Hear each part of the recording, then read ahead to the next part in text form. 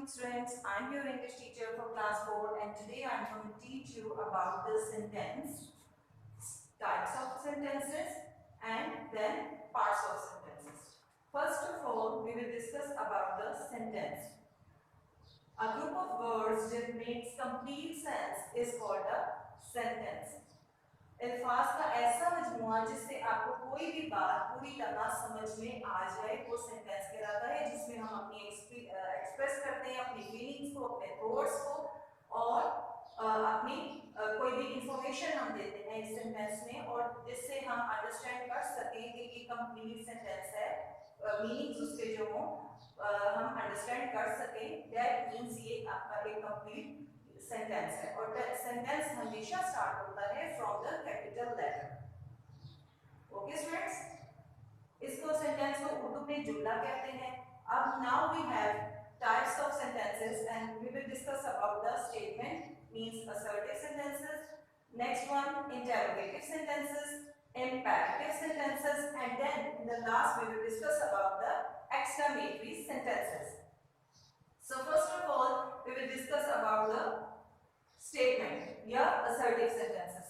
Statement में हम क्या करते हैं, सिंपल ये स्टेटमेंट होती है, इसमें कोई भी आप इंफॉर्मेशन देते हैं इस सेंटेंस में या आप आइडियाज कोई शेयर करते हैं या फैक्ट्स शेयर करते हैं या फिर आप कोई अपने थॉट्स को जो है या अपनी फीलिंग्स को एक्सप्रेस करते हैं बट नॉट सो स्ट्रॉन्ग आप। और ये जो सेंटेंस होते हैं स्टेटमेंट वाले सेंटेंसेस जो होते हैं वो मोस्टली यूज होते हैं, हम कोई लेक्चर डिलीवर कर रहे हो उसमें वो ये स्टेटमेंट्स यूज होती हैं मोस्टली, हम कोई स्पीच कर रहे हो उसमें ये सेंटेंसेस यूज होते हैं, ये टाइप ऑफ सेंटेंस यूज होता है। और लास्ट वन हम कोई राइटिंग कर रहे हो या हम कुछ लिख रहे हो तो उसमें भी मोस्टली हम यही टाइप ऑफ सेंटेंस यूज करते हैं। और इसमें आप इंफॉर्मेशन या कोई भी चीज को डिक्लेयर करते हैं, कोई आप चीज इन्फो बताते हैं, लोगों को एक्सप्रेस करते हैं। एग्जांपल्स है हमारे पास, Ali went to the country fair. Ali went to the country fair. ये आपके पास स्टेटमेंट है, अली शहर के एक मेले में गया। और रिमेंबर वन थिंग स्टूडेंट्स कि in the last at the last of the sentence we put the full stop.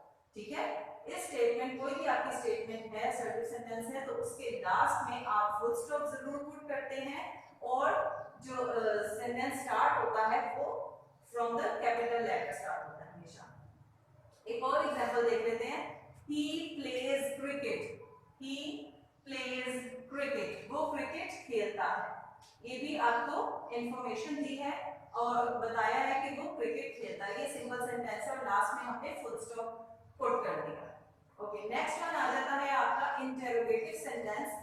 Interrogative sentence की बहुत ही इजीली आप पहचान सकते हैं क्योंकि इसके लास्ट में हम करते हैं at the last of the sentence we put the sign of question mark. हम क्वेश्चन मार्क जो है हमेशा इस सेंटेंस के लास्ट में पुट करते हैं, कोई भी आपका इंटरोगेटिव सेंटेंस हो। इसमें आपसे कोई भी इंफॉर्मेशन लेता है, पूछता है आपसे, आस्किंग द क्वेश्चन, एक्चुअली कोई भी क्वेश्चन आपसे किया जाता है इंटरोगेटिव सेंटेंस में। अब वो क्वेश्चंस जो किए जाते हैं वो सेंटेंस जो होते हैं वो WH फैमिली वाले भी होते हैं, means who, why, what, whom, इससे भी स्टार्ट होते हैं। और समटाइम ऐसे होता है कि वर्ब को हम बिफोर द सब्जेक्ट लिख देते हैं या at the beginning of the sentence हम वर्ब को पुट कर देते हैं, तो वो भी इंटरोगेटिव सेंटेंस ही बन जाता है। लाइक इसकी एग्जांपल है हमारे पास, do you like tea, do you like tea. अब इसमें हमने वर्ब को सेंटेंस के शुरू में लिख दिया, ठीक है। अनदर एग्जांपल भी है, what is the best flavour of popcorn, what is the best flavour of popcorn question mark. अब इसमें हमने व्हाट यूज किया है, हम हु भी यूज करते हैं, हु भी यूज करते हैं, whom भी यूज कर सकते हैं और डिफरेंट WH फैमिली से हम यूज कर सकते हैं words. Two types of interrogative sentences होते हैं जिसमें या तो हम वर्ब को सेंटेंस के बिगिनिंग में लिख देते हैं या फिर हम WH फैमिली से वर्ड्स को सेंटेंस के शुरू में लिख देते हैं and at the last of the sentence we put the question mark. Question mark को लिखना हम नहीं भूलते।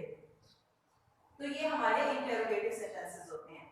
Third one, imperative sentence. Imperative sentence कौन से होते हैं? जिसमें आप कोई रिक्वेस्ट कर रहे होते हैं, आप कोई रिक्वेस्ट कर रहे होते हैं, या आप कोई ऑर्डर कर रहे होते हैं, या आप डिमांड कर रहे होते हैं किसी चीज की, या आप कोई कमांड दे रहे होते हैं किसी चीज को, किसी चीज का ऑर्डर दे रहे होते हैं कि डोंट डू दिस, या कोई आप विशेस जो है, वेल विशेस जो है वो शेयर कर रहे होते हैं इंपेरेटिव सेंटेंसेस में। We have examples, stop feeding the dog. इसमें आपने क्या की? इसमें आपने कमांड दी स्टॉप फीडिंग द डॉग, ठीक है। और नेक्स्ट वन है please don't give it to him, ये उसे बराए मेहरबानी मत दीजिए। तो इसमें आप क्या कर रहे हैं?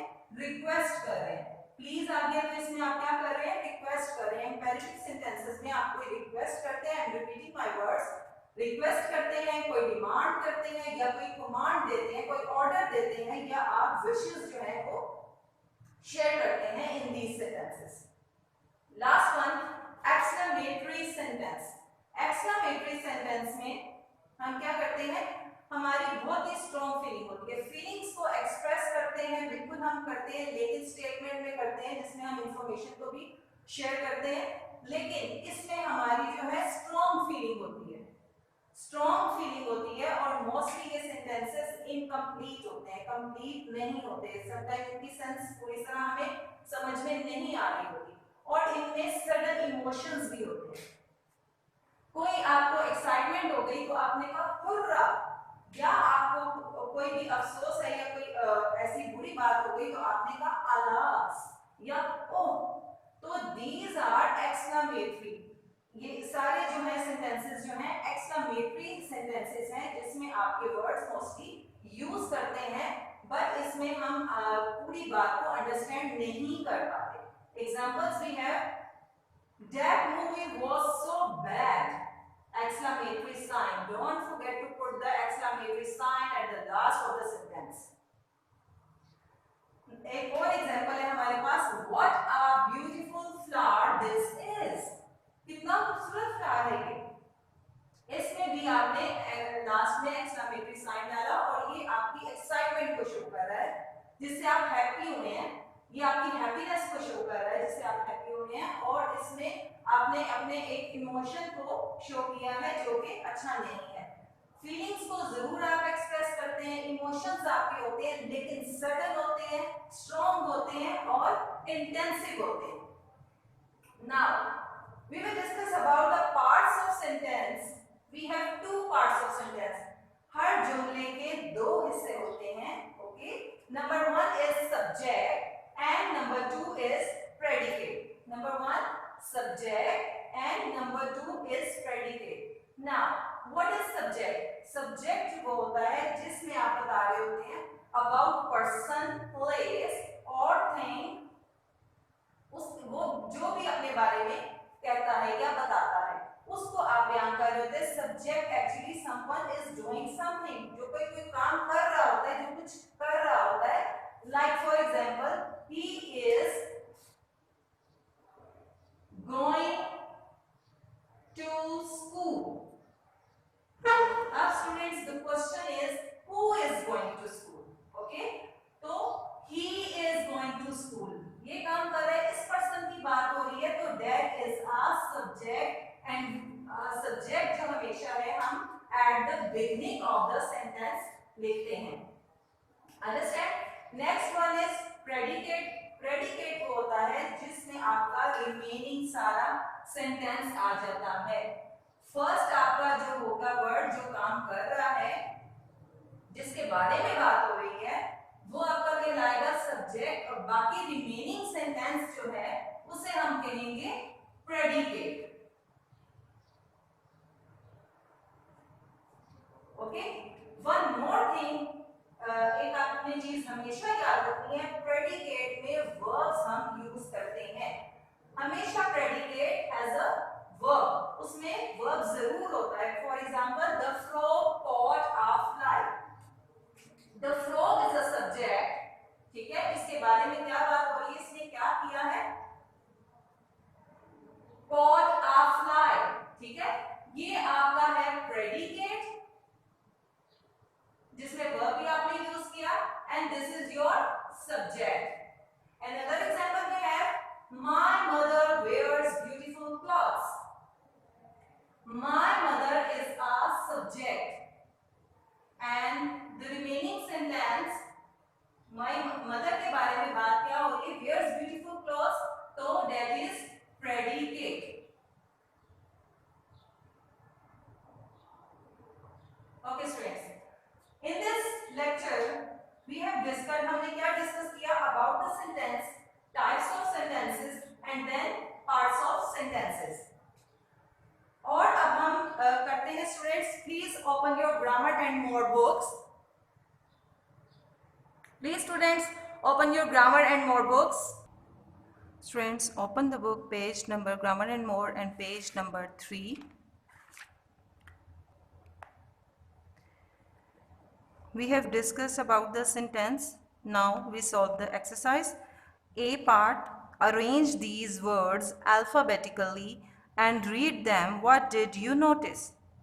Students, इन sentences को ये alphabetically आपने place करना है order में, और इनको arrange करके you have to write it, और उनको आपने in lines में लिखना है। The first is has wheels a bicycle too। तो आप इसको अल्फाबेटिकली कैसे अरेंज करेंगे, आपने like A B C D इस तरह से जो वर्ड स्टार्ट हो रहे हैं इन अल्फाबेट से, तो आपने उस तरह ऑर्डर में प्लेस करने हैं। A bicycle has 2 wheels, full stop. Number 2, the found on Nida kitten her tree। Nida found her kitten on the tree। First letter should be capital of the sentence, and at the end of the sentence you put the full stop। Number 3, crocodiles slowly dive big। Big crocodiles dive slowly। Number 4, my found pen boy। A boy found my pen। Number 5, flies aren't Ali's helicopters। Ali's aunt flies helicopters। In the end of the page we have definition of sentence। A group of words which makes complete sense is a sentence। A sentence must have a verb। Examples हैं आपकी students, इसको underline करें, underline these lines and you have to learn the definition of a sentence। Page number 4, B part, put a tick against the group of words that forms a sentence। Eating too many chocolates, और नीचे लिखा हुआ है eating too many chocolates is not good for us। तो what is the right statement, जिससे हमें कौन सा सेंटेंस कंप्लीट है, जिससे हमें पूरी तरह बात समझ में आ रही है, तो that is second one, eating too many chocolates is not good for us। Number 2, a beetle Mary saw on grass। Mary saw a beetle, ठीक है, उसने देखी थी बीटल ग्रास पर, beetle on the grass। Number 3, enjoying the rain। इससे हमें बात पूरी तरह समझ में नहीं आ रही, ये हमारा कंप्लीट सेंटेंस नहीं है। Sam is enjoying in the rain। This is a complete sentence। Do you want to know a secret? Question mark। Know a secret? No। Do you want to know a secret? ये आपका proper एक interrogative sentence है। Okay, C part जो है ये आपने खुद से घर में try it yourself. And then kinds of sentences we have